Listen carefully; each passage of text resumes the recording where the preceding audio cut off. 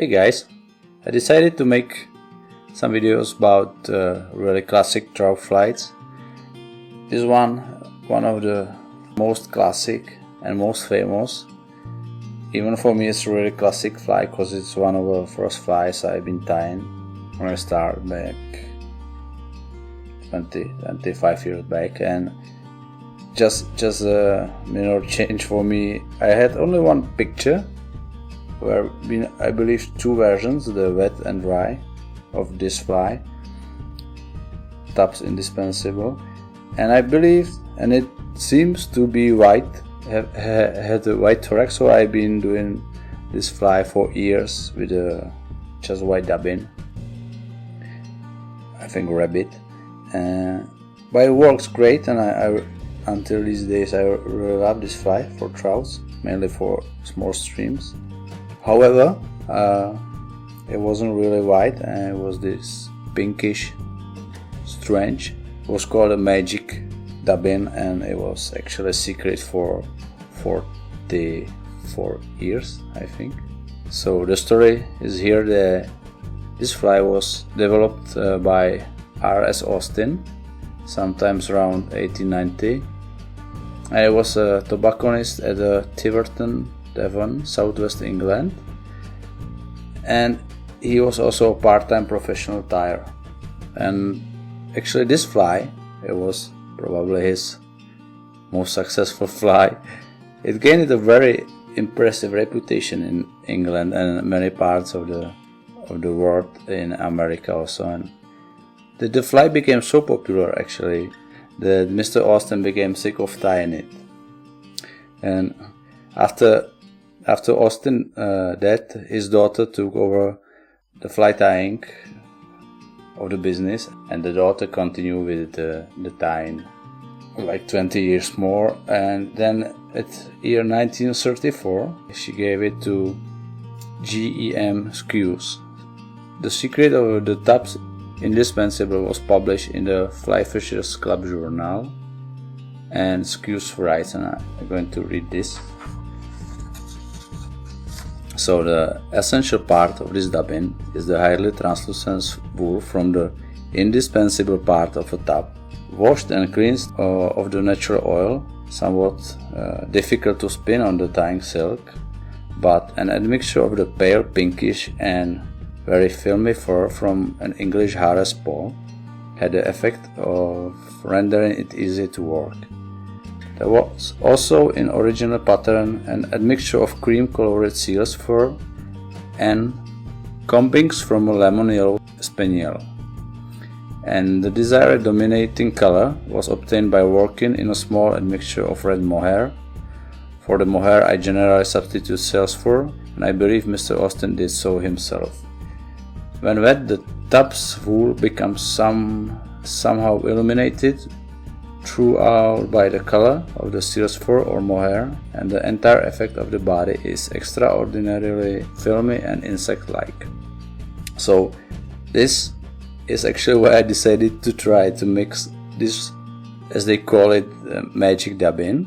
However, I will have to make some changes. So for the indispensable part of tub, I really don't have these actually, so I'm just going to use the standard wool from sheep or some tub maybe. I also found an alpaca, however it's very similar, so I'm going for sheep.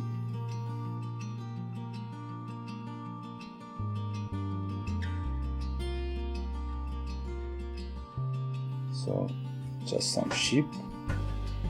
Now, yeah, I have some hares, you can say ball or mask, so I will add some this pale, pinkish pale fur,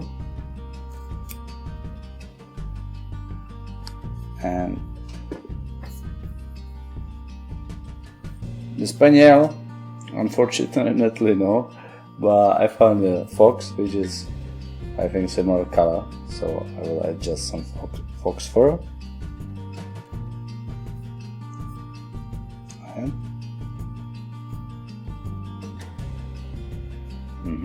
And the seals fur, the red one, and I actually don't have the cream one. However, I will add just more of a wool.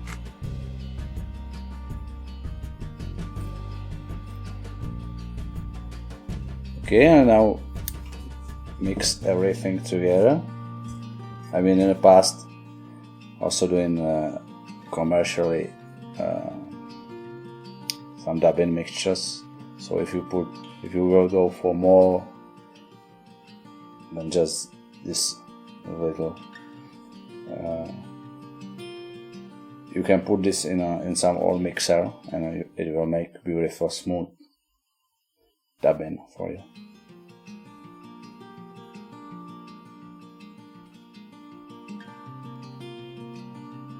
Okay, I think it's quite dark here, so I will just add more wool.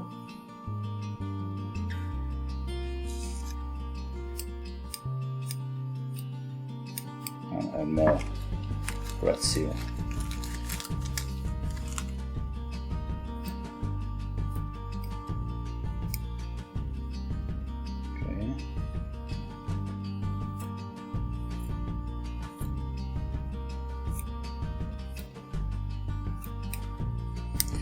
Now we are going back in time, actually.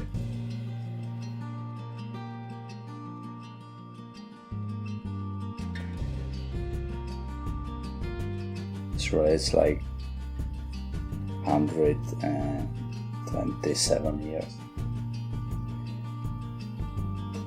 And yeah, I think this can work.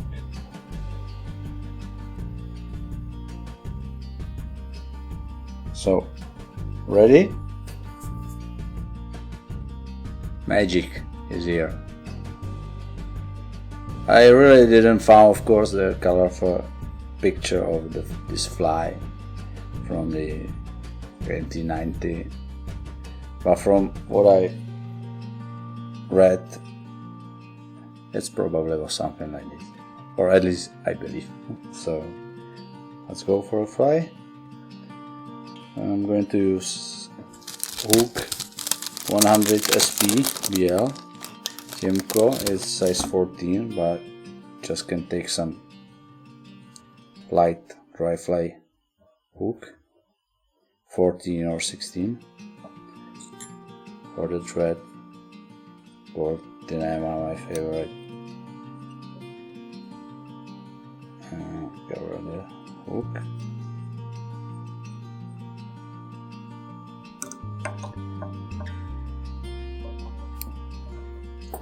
Now from Rooster, from the down part, big feathers, I'll take a tips. I'll really add just like 3 and make it. I'm making this pretty long.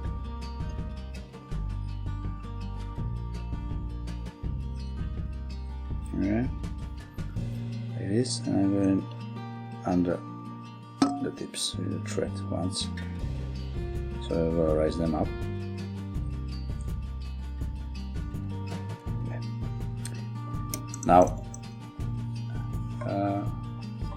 the yellow body thread, I pick these two. I'm going for this one, the light yellow. This one say buttercup yellow, but I think this one is quite better. It's a little bit more green in this yellow,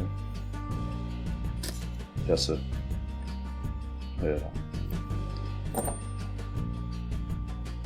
It's not so warm color like the buttercup yellow.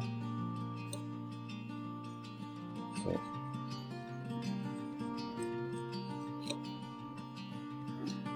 easy. Cover this and make a body. Thread. I believe the space for the thorax and the hackle. And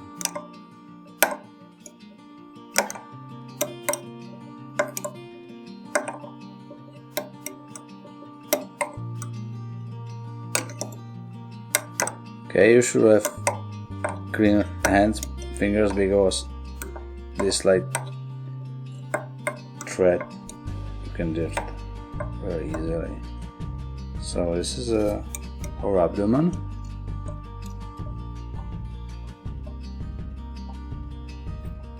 Trim this. I'm going to hackle some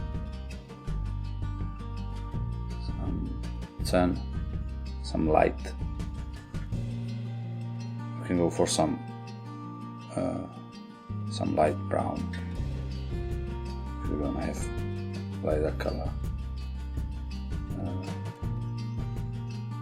Remove this last feather and tie this in.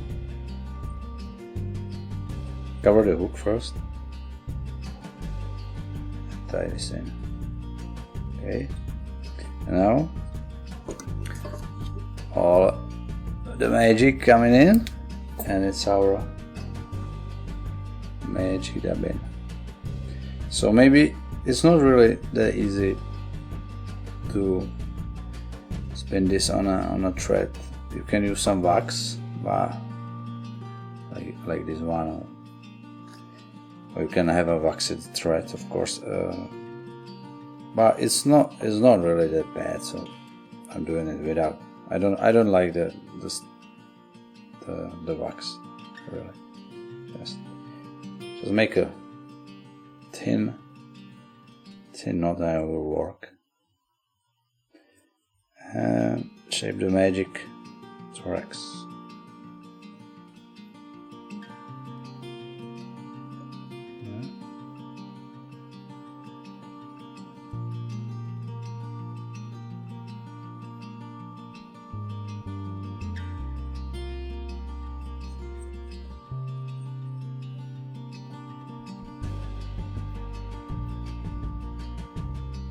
So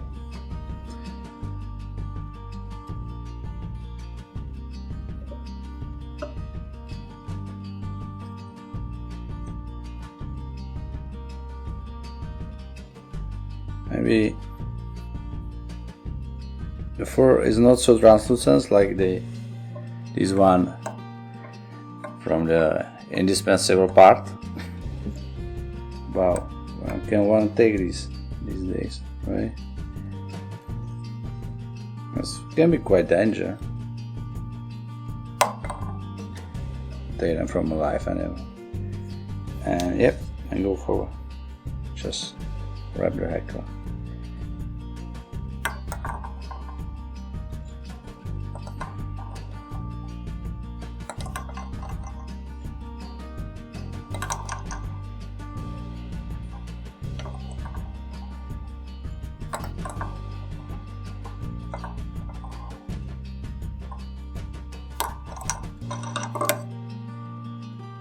Separate here, and maybe you saw this. I'm using a straw, just a piece of straw.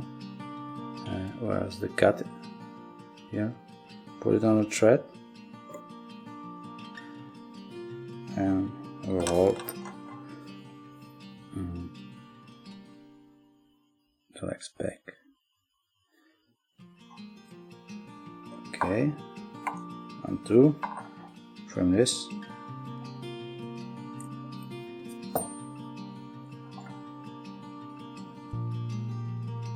That's it.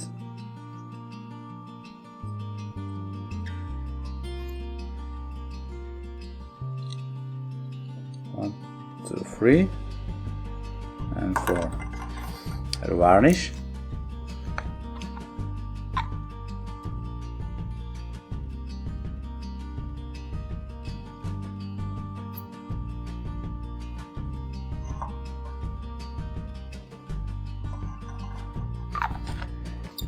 Yep, over here, 1890.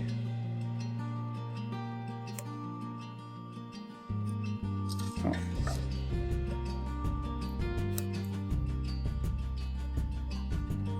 Tops Indispensable. Maybe most famous trout fly, dry fly in this case. And a magic didnt.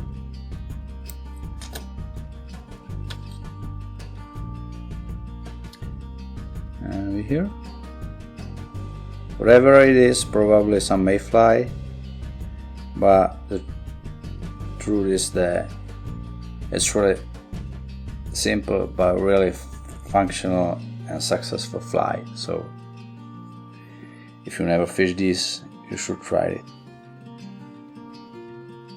And that's it. Beautiful classic fly. Okay, that's it for today, and hear you next time. Bye.